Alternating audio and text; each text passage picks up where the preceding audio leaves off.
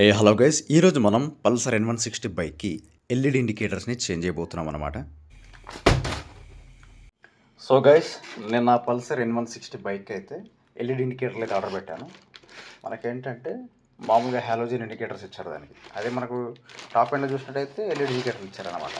So anyway మనం modify చేయగలిగినప్పుడు చేసుకోవచ్చు కదా.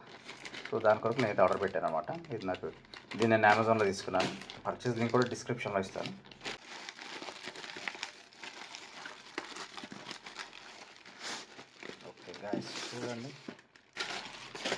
చూడండి ఎంత పర్ఫెక్ట్గా ప్యాకింగ్ చేసి ఇచ్చారు. ఇది మొత్తం కూడా బబుల్స్ అనమాట. సో పగిలిపోకుండా డ్యామేజ్ కాకుండా ప్యాకింగ్ చేసి ఇచ్చారు అనమాట. సో ఎనివే ఓపెన్ చేసి చూద్దాం. సో గైస్, మీరు ఇంతవరకు మా ఛానల్ సబ్స్క్రైబ్ చేయనట్టయితే సబ్స్క్రైబ్ చేసుకోండి.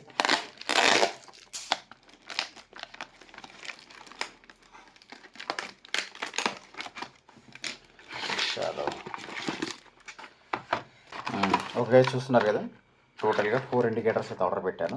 ఇది వచ్చేసి ఎల్ఈడి అనమాట. మన హాలోజన్ ఏంటంటే ఒక బల్బ్ వస్తుంది, వీటిలో ఏంటంటే ఎల్ఈడి. సో వాటికన్నా ఇవి బ్రైటర్గాను అట్రాక్టివ్గాను ఉంటాయి బైక్. సో అందువల్ల ఇది ఆర్డర్ పెట్టడం జరిగింది.